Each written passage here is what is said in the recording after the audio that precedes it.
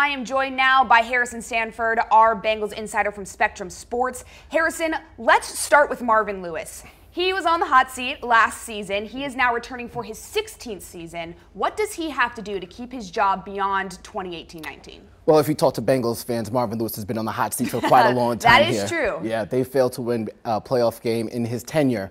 Last year did not make the playoffs in 2 bad seasons back-to-back. I would imagine they would have to show a slight improvement over last year. Remember, he signed a 2-year contract extension. Bengals franchise is known to be on the cheaper side of things, so I'd imagine he'd stay for 2 years. In that second year, though, they got to win a playoff game. Not just make the playoffs, win a playoff game. But then again, that's what we always thought. Yes. It really depends on who's on the market as well, because if there's a hotter coach they can get at a better price, maybe a young offensive coordinator, defensive coordinator, things can shift. But what he has to do to stay in town has been pretty remarkable so far in terms of expectations and them being where they are. You mentioned them missing the postseason the last 2 seasons. This comes after they made it 5 straight years from 2011 to 2015. What do they need to do to get back there this season? Well, talent is the issue, particularly on the offensive line. At the wide receiver position, remember, they lost a number of talented players there. Mohamed Sanu was there. Tyler Eifert, still here now, but he's pretty much been gone for the past couple of years with his injury situation, and the offensive line has been horrid. Fans in the fan base know the names of the players on the offensive line, and that should never happen unless they're playing poorly, and that's what's been going on. Cedric Ogbuehi is somebody that fans know. He hasn't been well, a former first-round draft pick.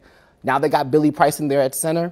They got Cordy Glenn coming in from the Bills. Offensive line should help them, allow Joe Mixon to be better, allow A.J. Green, who had a career-worst yards per reception per game last year, allow him to be better as well.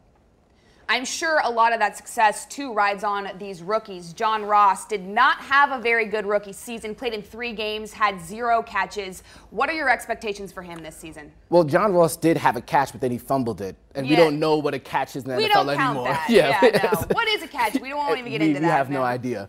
But they need John Ross to play like his rookie season is over, and that's what they expect him to do. The wide receivers so far have been encouraging to him. A.J. Green has mentioned how much John Ross has improved. Andy Dalton has mentioned it as well. Remember, John Ross got drafted last year and was injured already with a shoulder injury. Doesn't matter how fast he was or the fastest person at the combine. If you can't play on the field, you can't play. So being healthy is good enough. Getting experience is good enough. A better offensive line should help John Ross perform at a higher rate because they're going to need him. Yeah, I hate to be a pessimist here, but what is your biggest concern for the Bengals heading into camp? Well, you fit in with the Cincy jungle if you're a pessimist at this point. I try, you know. Biggest concern is offensive line. They just need to play better at that position. They haven't been good there for a long time now, especially since they let Andrew Whitworth go. Last year, Andrew Whitworth, through the later parts of the NFL season, he didn't have any pressures allowed for Jared Goff. Look how good Jared Goff was last year for the LA Rams. So if they can fix the offensive line, then some coaching stability. Bill Lazor at the offensive coordinator position. He came in on an interim basis, I believe, by week 3. Now he's there long term. Terrell Austin comes in from the Detroit Lions as the new defensive coordinator, with Paul Gunther now with the Raiders, who are soon to be the Vegas Raiders at some point here. Some stability will help them a lot, especially on the offensive line overall. Yeah.